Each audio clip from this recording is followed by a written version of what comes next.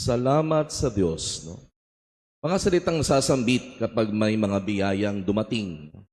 Dininig na panalangin, natanggap na gantimpala, may napanalunan, gumaling sa karamdaman, pangarap na nakamit, may nakompleto, may napatapos, may mabuting na idulot. Maganda ang resulta, nakabayad na ng utang, ikaw man ang nangutang o ikaw ay nabayaran, na-solve na problema, at kung ano no pang positibong pangyayari na masasambit mo talaga, salamat sa Diyos. At sigurado, we all have experienced these moments already. Kaya sigurado rin, alam natin ang pakiramdam nila Zacarias at Elizabeth sa natunghayan natin sa ating ebanghelyo sa ikawalong gabing ito ng simbang gabi. Lalo na nga't ang tagal nilang pinapanalangin na magkaroon ng anak. Ang tagal nila itong hinintay. At ngayon, ayan na. Isinilang na si Juan na ang kahulugan ng pangalan ay mapagpala ang Diyos. At dahil sa kamanghamanghang pangyari sa buhay nila Zacarias at Elizabeth, kahit ang mga tao na kakilala nila, ang kapitbahayan nila, have noticed the hands and presence of God sa buhay nila Elizabeth at Zacarias at sa kanilang anak na si Juan. Kaya nasabi nilang, magiging ano nga kaya ang batang ito? What then will this child be? Kasi kitang-kita na may malaking plano talaga ang Diyos o may espesyal na misyon na ibinibigay o ibibigay ang Diyos kay Juan. Well, we may all be ordinary people. At kahit ang pangalan natin ay hindi tulad ni Juan na ang kahulugan ay mapagpala ang Diyos, tayong lahat din naman ay pinagpapala ng Diyos. Tayong lahat din ay may misyong ibinibigay ang Diyos. Ang tanong kay Juan, dahil sanggol pa lang siya, magiging ano nga kaya ang batang ito? Ngunit tayo na hindi nasanggol at pinagpapala at binibigyan din ng misyon ng Diyos, ano na tayo ngayon? We often hear the words, with great power comes with great responsibility. At kalimitan, iniisip natin, para lang ito sa may kapangyarihan o posisyon sa lipunan. Pero kung iisipin ng mas malalim, para rin ito sa pinayayaan at pinagpapala ng Diyos. And who are blessed? Di ba't lahat naman? Lahat tayo pinagpapala ng Diyos. We are all blessed. Kasi bawat isa sa atin ay may kanya-kanyang biyayang tinanggap. Talino, kakayahan, impluwensya, posisyon, o yaman. Mga bagay na hindi ibinigay o ibinibigay ng Diyos para ipagyabang o ipunin lang. Ang mga ito ay pinagkakatiwala upang maging daluyan tayo ng kabutihan, awa at pag-asa para sa iba. Kaya nga, ang tanong ay hindi lamang kung gaano tayo pinagpala, kundi kung paano natin ginagamit ang mga pagpapala o biyayang ito. Kung ang pagpapala ay ginagamit para sa sarili lamang, nawawala ang tunay na saysay nito.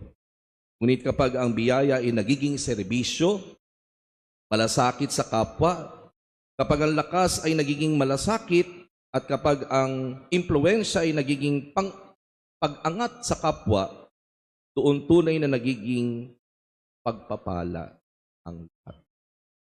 Kanina nabanggit na yung mga biyayang natanggap natin tulad ng talino, kakayahan at iba pa ay hindi ibinigay o ibinibigay ng Diyos para ipagyabang.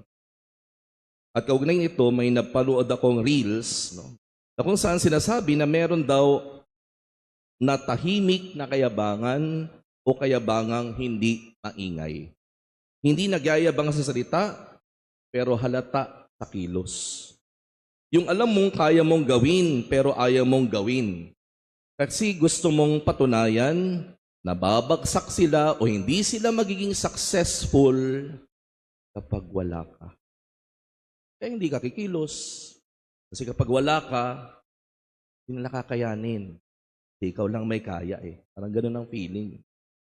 Ang tawag dyan ng mga psychologists daw ay self-importance bias.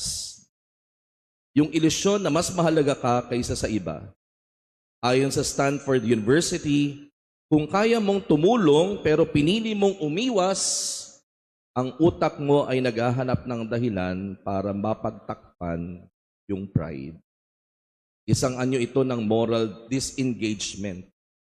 At sabi ng University of California, Berkeley study, ang mga taong may mataas na self-entitlement, madalas hindi tumutulong para lang maramdaman na indispensable sila.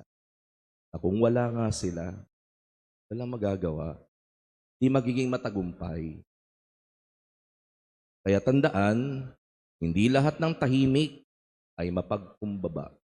Minsan, yung hindi kumikilos kahit kaya naman, yun ang tahimik na anyo ng kayabangan. And speaking of kayabangan, that is the very opposite of John. Someone we know to be humble.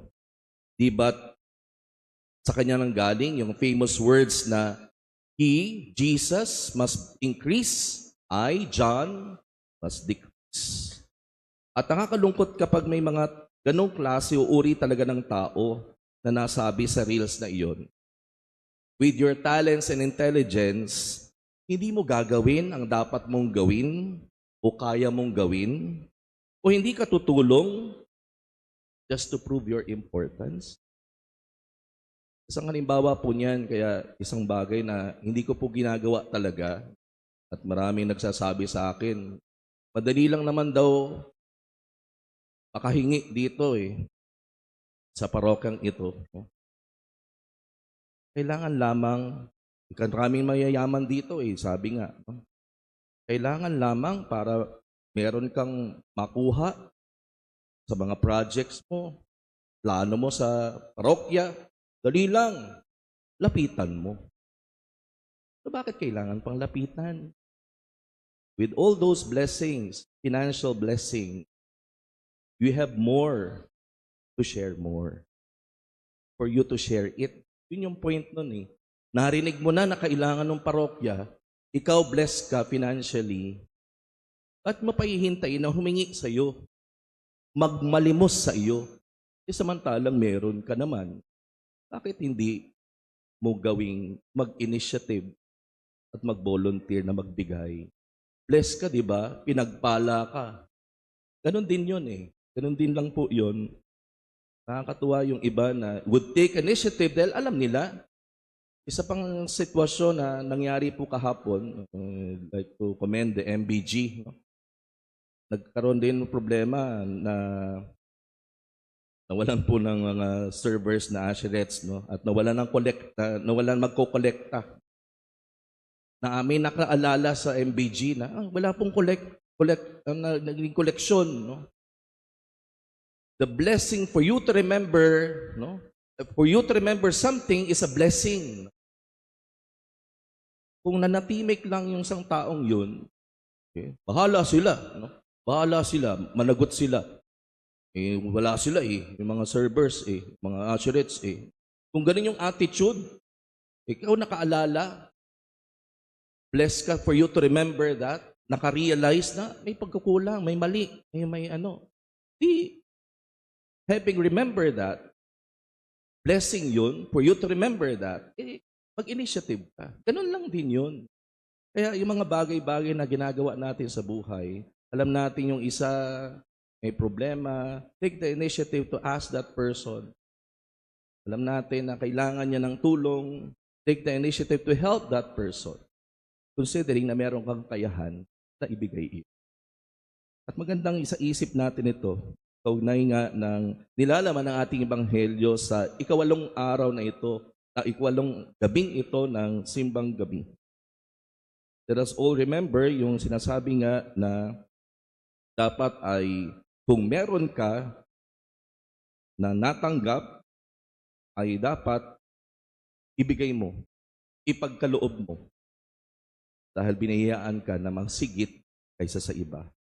Sabi nga, ang pagpapala ng Diyos ay hindi korona na isinusuot.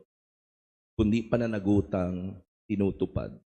At sa tapat at mapagkumbabang pagtupad nito, doon natin tunay na niluluwalhati ang Diyos.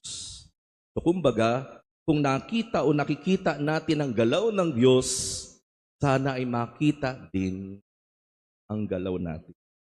At nawa tulad ni Juan, ang inaasahan sa atin ng Diyos dahil sa mga pagpapalang kanyang ipinagkaloob ay ating harapin ng may pananagutan. Hindi sa kayabangan, kundi sa kababaang loob. Hindi sa salita lamang, kundi sa gawa. Nang sa gayon, dahil sa atin o sa pamamagitan natin, ay masabi pa rin salamat sa Diyos.